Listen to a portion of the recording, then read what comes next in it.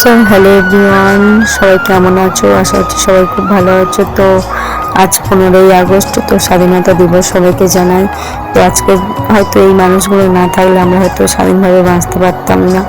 তো সকাল সকাল রেডি হয়ে চলে এসেছি। তো এটা আমাদের বাজারের ওপর, মানে এখন বাজার বসেনি, তবে বাজারে এটা হাট বলে। তো ওখানে এসেছি, যেহেতু পতাকা উত্তোলন হবে, তো ওখান থেকে শাশুড়ি মায়ের স্কুলে যাচ্ছি।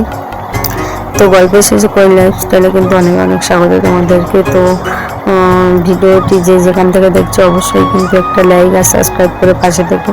তো তারপরে মায়ের স্কুলে চলে এসেছি। এটা হচ্ছে মায়ের স্কুলের অফিস রুম, মানে যেখানে অফিসের জিনিসপত্র থাকে, খাতা ফাইল টাইল। তো এদিকে দেখো আমার ঠাম্মা আর একটা বোন দুজনে মিলে নাচ করছে। তো অবশ্যই নাচের ভিডিওটি আসতে চলেছে, কিন্তু দেখবে।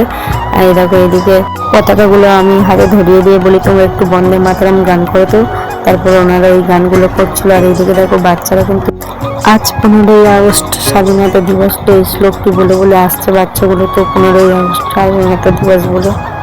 আর এইদিকে দেখো পতাকা উত্তোলন হবে, তো সমস্ত বাচ্চারা চলে এসেছে। আর তার মধ্যে দেখো হালকা হালকা মানে হালকা হালকা বৃষ্টিও পড়া শুরু হয়ে যাচ্ছিলো। তো দেখুন এইদিকে আমাদের পতাকা উত্তোলন শুরুও হয়ে গেছে। আর সত্যি কথা বলতে তোমরা বলো তো, এখনো কি আমরা মেয়েরা কি স্বাধীন হতে পারলাম?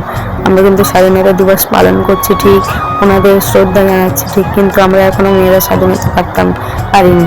যদি মেয়েরা স্বাধীন হতে এখনো পারতাম, তো না হতো কোনো ধর্ষণ, না হতো কোনো না হারাতে হতো কোনো বাবা মায়ের সন্তান। আচ্ছা, তোমরা কি এখনো আরজি করের ঘটনাটা তোমাদের কি এখনো মনে আছে বলো তো?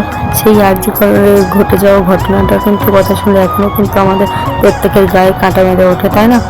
আমরা মেয়েরা কবে স্বাধীন হতে পারবো? কবে আমাদের স্বাধীনভাবে আমরা চলতে পারবো, মাথা উঁচু করে বাঁচতে পারবো বলতে পারবে?